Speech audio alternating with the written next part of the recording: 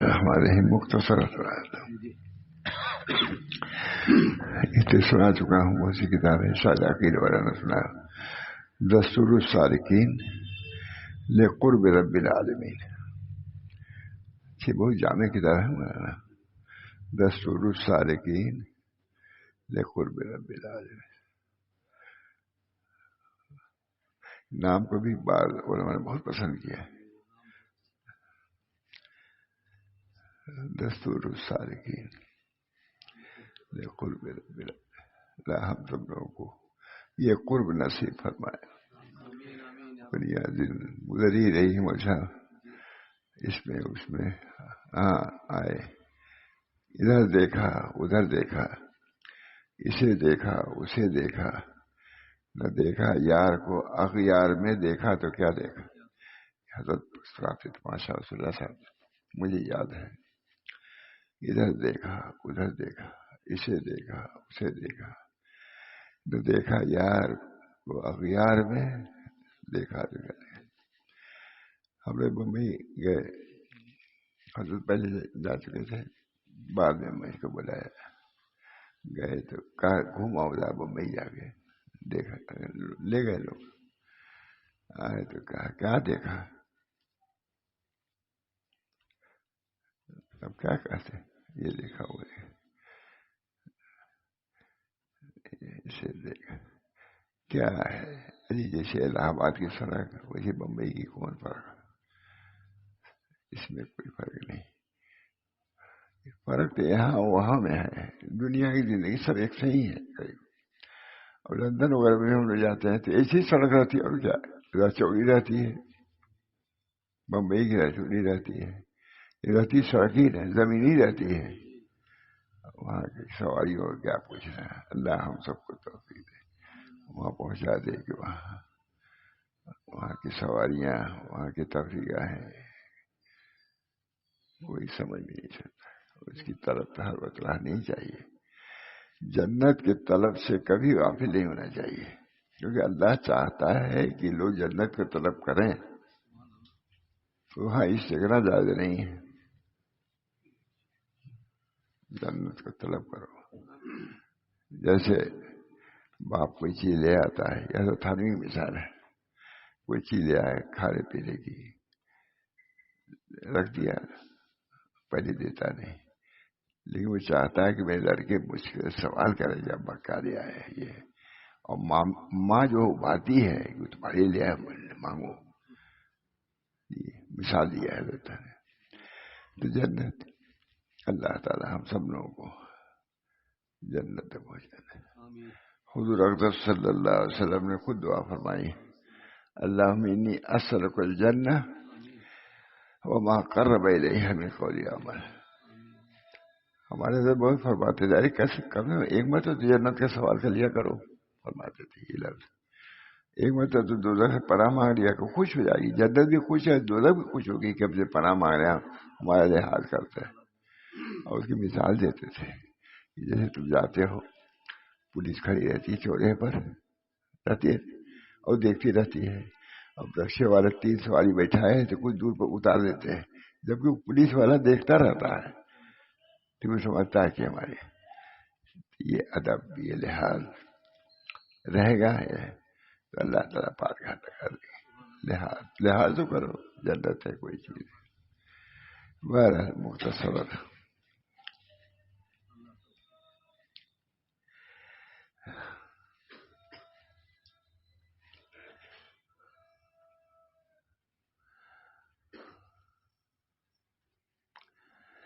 حضرت حسن بصری کے سامنے جب اس شخص کا ذکر کیا گیا ہے جو سب سے آخر میں دوزخ سے نکلے گا، جس کا نام حنان ہوگا، اس کو 1000 سال عذاب ہوا ہوگا،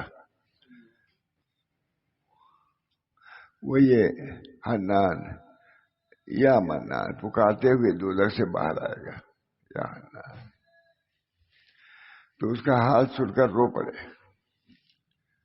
حضرت بصری کے سامنے حسن بصری رو پڑے، تو اس کا حال سن کر رو پڑے اور فرمانے لگے کاش حنان میں ہی ہوتا کہ نکل تو گیا جہنم سے وہ، کہ نہیں دیر نکلا تو اس طرح کچھ کاش حنات میں ہی ہوتا۔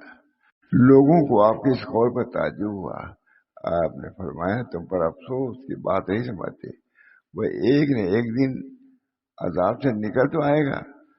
میں کہتا ہوں کہ خوف اور ڈر کا یہ سارا معاملہ ایک اصولی بات سے لوٹتا ہے، اور وہ وہی نقطہ ہے جو پشتوں کو توڑتا ہے، چہروں کو زرد کرتا ہے، ان کے تصور سے جگر ٹکڑے ٹکڑے ہو جاتے ہیں، اور رونے والوں کی آنکھیں خون کے آنسو برساتے ہیں۔ وہ نقطہ یہ ہے کہ معرفت الہی کا چھین لینا، یہی وہ اصل بات ہے جس کا خوف اللہ سے ڈرنے والوں کو ہر وہ لگا رہتا ہے، پہلے منون چلا رہا ہے اللہ کا خوف۔ اللہ تو ہر جگہ ہمیشہ، چاہے بارات ہو، چاہے شادی ہو، چاہے اس کا تو خیال ہر وقت رکھنا ہوگا۔ دوست اپنا چاہتا ہے کہ ہم کو ہر وقت یاد رکھے، چاہتا کہ نہیں؟ تو اللہ جو خالق و مالک ہے۔ نقطہ یہ کہ معرفت الہی کا چھن جانا، یہی وہ اصل بات ہے جس کا خوف اللہ سے ڈرنے والوں کو ہر وقت ہی لگا رہتا ہے، اور جس پر رونے کی آنکھیں ہر وقت آنسو بہاتی رہتی ہیں۔ معلوموں کا قول ہے غم تین طرح کے ہیں، معلوموں کا قول ہے غم تین طرح کے ہیں، طاعت اور نیکی کا غم، یہ شاید وہ قبول نہ ہو۔ ایک غم ہوتا ہے کر تو رہے سب کچھ، لیکن معلوم ہے اللہ کی مرضی کے موافق ہے یا نہیں، قبول ہوگا یا عمل کے نہیں ہوگا، یہی بھی ہو۔ یہ طاعت کے بعد بھی غم رہتا ہے، اور معصیت کا غم کہ شاید اس کی بخشش نہ ہو، گناہ اتنے ہو رہے ہیں بخشش۔ تینوں چیزوں کا تصور ہونا چاہیے۔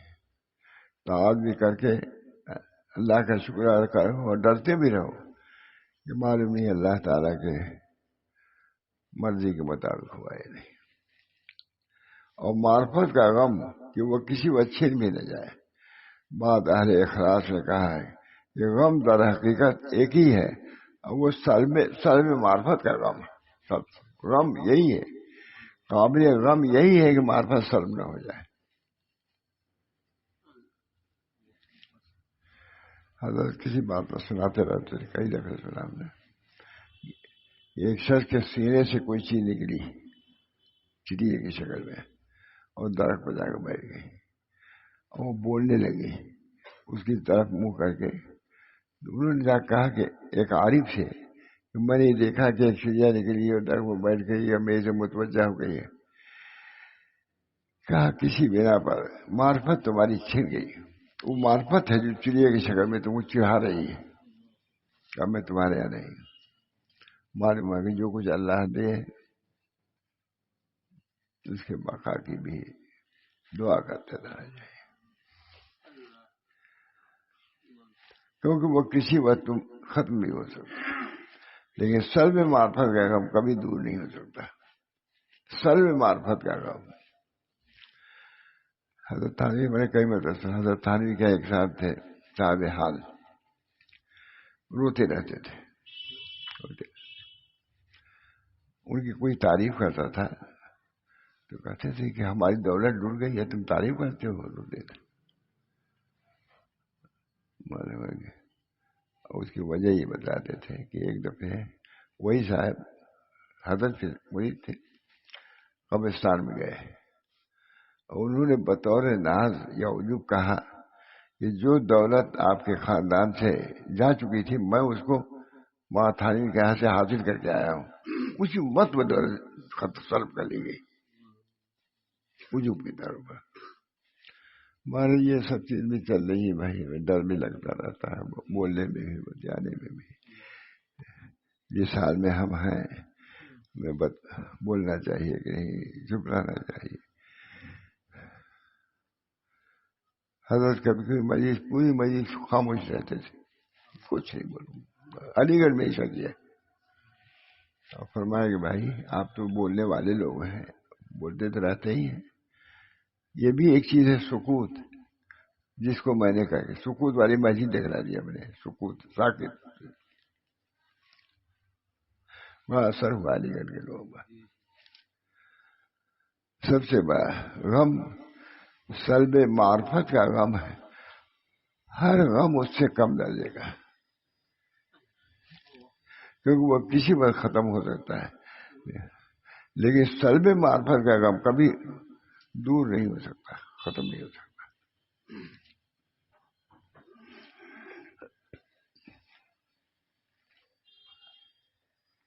ہمیں یوسف بن اسباط سے یہ بات پہنچی ہے کہ ایک دفعہ آپ حضرت سفیان ثوری کے پاس ہجرت تشریف لے گئے.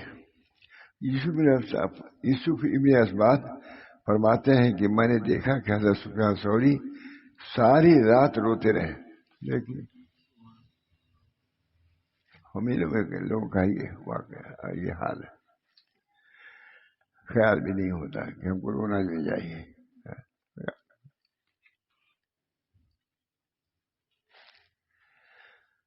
میں نے دریافت کیا کہ آپ اپنے گناہوں کے خوف سے روتے ہیں. تو حضرت سفیان نے ایک تن کا اٹھایا اور فرمایا گناہ تو اللہ کے سامنے اس سے بھی کم حیثیت رکھتے ہیں. گناہ مجھے تو اس بات کا خوف ہے کہ اللہ تعالیٰ دولت اسلام نہ چھین لے. گناہ سے نہیں ڈرتا، اس سے ڈرتا رہتا ہوں اسلام کی دولت جو دی ہے ہماری ناقدری کی وجہ سے اس کو اللہ چھین نہ لے. ہم احسان کرنے والے اللہ سبحانہ تعالیٰ سے التجا کرتے ہیں وہ ہمیں کسی مصیبت میں مبتلا نہ کرے اور اپنے فضل سے ہم پر اپنی نعمتوں کی تکمیل کرے. ملت اسلام پر ہمیں موت نصیب کرے، وہ ارحم الراحمین ہے. ہم سوء خاتمے کا سبب اور معنی اہل علوم میں بیان کر چکے ہیں. ہم سوء سبب اور معنی اہل علوم میں بیان کر چکے ہیں، وہاں دیکھ لو. یہاں اس بحث کو چھیڑنا ہے، ایک بڑی طویل بحث کا دروازہ کھولنا ہے. بیان کیا ہے دیکھ، جس کی یہ کتاب متحمل نہیں ہے، چھوٹی سی کتاب ہے، پڑھنا چاہیے. ایک دفعہ سنایا بھی، ایک دفعہ سنایا کیا ہوتا. تم اسی مختصر بات کو سنجیدگی سمجھو، کیونکہ بسا اوقات تفصیل و تشریح سے خلاف مقصود اوہام پیدا ہو جاتے ہیں. لہذا مختصر بیان پر بھی اکتفا کرو، شاید تمہیں اللہ تعالیٰ کی مدد اور توفیق سے فلاح و کامیابی نصیب ہو جائے. سوال، اگر تم یہ سوال کرو کہ پھر ہمیں کون سا راستہ اختیار کرنا چاہیے، خوف کا راستہ یا رجا کا راستہ؟ جواب یہ ہے کہ تمہیں ان دونوں کے درمیان کا راستہ اختیار کرنا چاہیے. خوف بھی ہو اور رجا بھی ہو، امید بھی رکھو.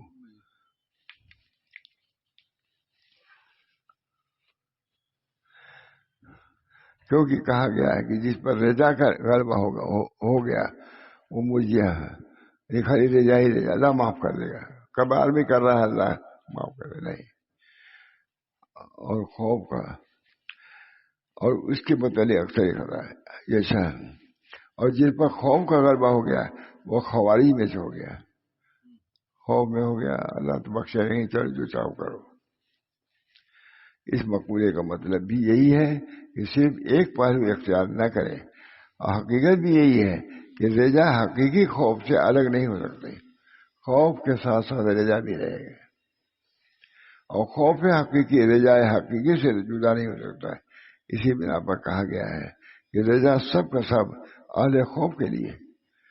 اہل خوف ہی رجا بھی رکھتے، امید بھی رکھتے ہیں، ڈرتے بھی ہیں. امن سے انہیں کوئی تعلق نہیں. خوف سب اہل رجا کے لیے. یا نا امیدی سے انہیں کوئی واسطہ نہیں ہے. نا امیدی کیا ہے؟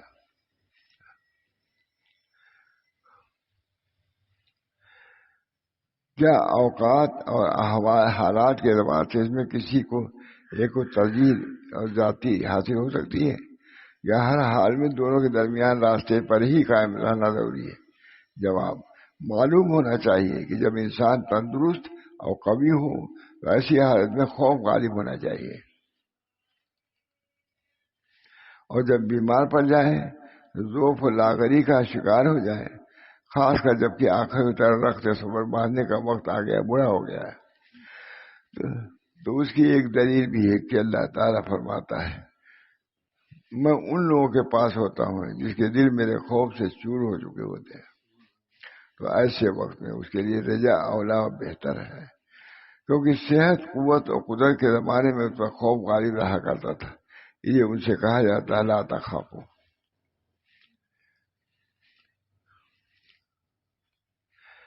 سوال: کیا بہت سے اخبار اور احادیث میں اس سلسلے میں وارد نہیں ہوئی ہے کہ اللہ تعالیٰ حسن ظن رکھنا چاہتے ہیں؟ اللہ تعالیٰ سے حسن ظن رکھنا چاہیے. اس حسن ظن کی ترغیب میں بھی بہت روایت وارد ہے. جواب: معلوم ہونا چاہیے کہ اللہ تعالیٰ سے حسن ظن یہ ہے کہ بندہ اس کی نافرمانی سے بچے، اس کے عذاب و مواخذت سے ڈرے، اس کی خدمت و بندگی میں کوشش کرے. اور معلوم ہونا چاہیے کہ یہاں ایک مضبوط اصل اور اہم نقطہ ہے جس میں اکثر لوگ غلطی کا شکار ہیں، وہ کہ رجا اور امنیہ یعنی آرزو ایک بے اصل اور بے دلیل چیزیں نہیں. ان دونوں کی مثال: ایک شخص بیج ڈالے، پھر اس کو دیکھ بھال میں کوشش اور محنت کرے، پھر فصل کاٹ کر کھلیان میں رکھے، پھر یہ کہے کہ مجھے امید ہے کہ میری فصل ہو جائے گی. تو یہ رجا امید ہے. بیج ڈالا، سب کچھ کیا، غلہ آ گیا، کھلیان میں آ گیا. اس کے برعکس ایک دوسرا شخص ہو جسے موقع پر بیج نہیں ڈالا اور کھیتی باڑی کا ایک دن بھی کام نہ کیا، گھر پر ہی سویا رہا، سارا سال غفلت میں گزارا اور فصل اٹھانے کے بعد کہنا شروع کر دے کہ امید ہے کہ 100 بوری غلہ میرے پاس آ جائے گا. تو ایسے شخص سے کہا جائے گا کہ تیری امید حقیقت میں امید نہیں ہے بلکہ یہ تو محض امنیت یعنی آرزو ہے. بالکل اسی طرح جب ایک نیک اعمال میں کوشش کرے اور معصیت و نافرمانی سے بچے تو یہ کہہ سکتا ہے کہ مجھے امید ہے کہ اللہ تعالیٰ اس حقیر کی خدمت کو قبول فرمائے گا اور کمی کو پورا کرے گا، اس کو بڑا ثواب عنایت فرمائے گا، لغزشوں کو اللہ معاف فرمائے گا. مجھے اللہ کی ذات سے حسن ظن ہے. تو بندے کی اس طرح کی امید رجا کراتی ہے. بہت اچھی تفسیر کر دی ہے. جو شرع میں جو تمہارے لیے محمود ہے. لیکن ایک شخص اگر غافل اللہ پرواہ ہے، لیکن ایک شخص اگر نیک کاموں کو ہاتھ نہ لگائے، معصیت و نافرمانی کا ارتکاب کرتا رہے، اللہ تعالیٰ کو غصہ و ناراضگی کی کوئی پرواہ نہ کرے اور اللہ تعالیٰ کی رضا اور وعد وعید کو خاطر میں نہ لائے، پھر یوں کہتا ہے کہ مجھے امید ہے کہ مجھے جنت عطا کرے گا، دوزخ کے عذاب سے بچائے گا، تو یہ امنیت اور آرزو ہے اور امید نہیں ہے یہ. اور یہ ایک لا حاصل شے ہے. اس کو رجا حسن ظن کا نام دے دیا ہے نہیں. وہ اس سلسلے میں بھٹکا ہوا ہے اور خطا و غلط فہمی میں مبتلا ہے. یہ مضمون ایک شاعر نے خوب کہا. میں کہتا ہوں کہ اس اصل و قاعدے کی تعریف جس سے ہوتی ہے وہ حضور صلی اللہ علیہ وسلم کی یہ حدیث ہے. آپ نے فرمایا القیس من دان نفسہ. دانا وہ ہے جو اپنے نفس کو دین اور شرع کے تابع کر دے، وہ اپنے مرد.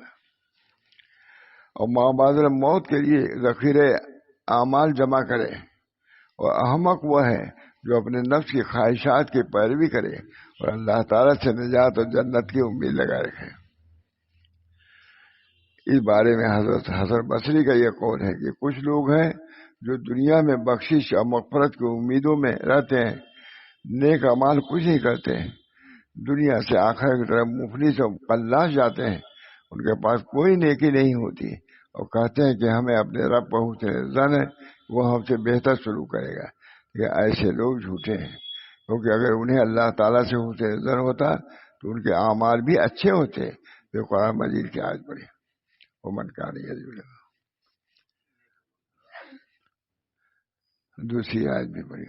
جعفر فرماتے ہیں میں نے ایک دفعہ حضرت ابو میسر عابد کو دیکھا کہ عبادت اور بندگی میں کوشش اور محنت اور کثرت مجاہدہ کے باعث ان کی پسلیاں نکلی ہوئی ہیں. میں نے کہا اللہ تعالیٰ آپ پر رحم کرے. یہ اللہ کی رحمت بڑی وسیع ہے. آپ یہ الفاظ سن کر غصے میں آ گئے اور فرمایا تو نے میرے اندر ایسی چیز دیکھی ہے جس سے یہ ظاہر ہوا کہ میں اللہ تعالیٰ کی رحمت سے مایوس اور ناامید ہوں. اللہ کی رحمت نیکوکاروں کو بالکل قریب ہے. حضرت جعفر کہتے ہیں کہ مجھے آپ کی یہ بات پر سن کر رونا آ گیا کہ جب انبیاء علیہ الصلوۃ والسلام اور تمام اولیاء و ابدال عبادت میں کوشش، وہ محنت اور گناہ و معصیت سے پوری طرح پرہیز اور اجتناب کے باوجود ہر وقت خوف و خشیت سے لبریز رہے تو تمہارا کیا حال ہونا چاہیے؟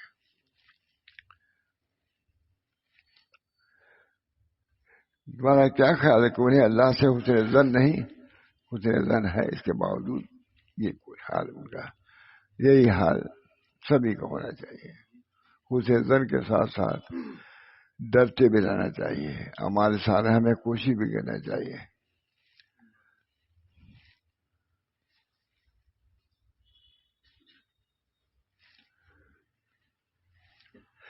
اس نقطے سے عبرت پکڑو اور صالحین کے حالات پر غور کرو اور خواب و غفلت سے بیدار ہو جاؤ. اللہ تعالیٰ ولی توفیق.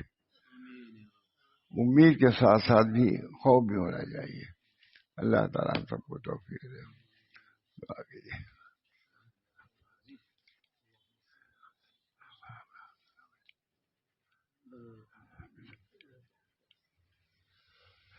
اللہ تعالیٰ سب کی گناہوں کو معاف فرمائے اور نیک اعمال کی توفیق مرحمت فرمائے. سفر وغیرہ جو ہوتے ہیں اس میں ضرور کچھ نہ کچھ بے ترتیبی ہو جاتی ہے. اللہ تعالیٰ اس غفلت کو، اس کوتاہی کو بھی معاف فرمائے اور اللہ تعالیٰ ہر کسی پہ عافیت دے. ہماری شادی بیاہ جو بھی ہے سنت کے مطابق کرنے کی کوشش کرنی چاہیے. کوتاہی ہونا اور بات ہے، لیکن اللہ نے اس کو برائیوں میں ملوث کرنا ہے، گانے باجے میں سے اس کو ملوث کرنا، یہ انتہائی بے باکی کی بات ہے. اللہ اس سے بچائے، ہم سب کو بچائے، پوری امت کو بچائے.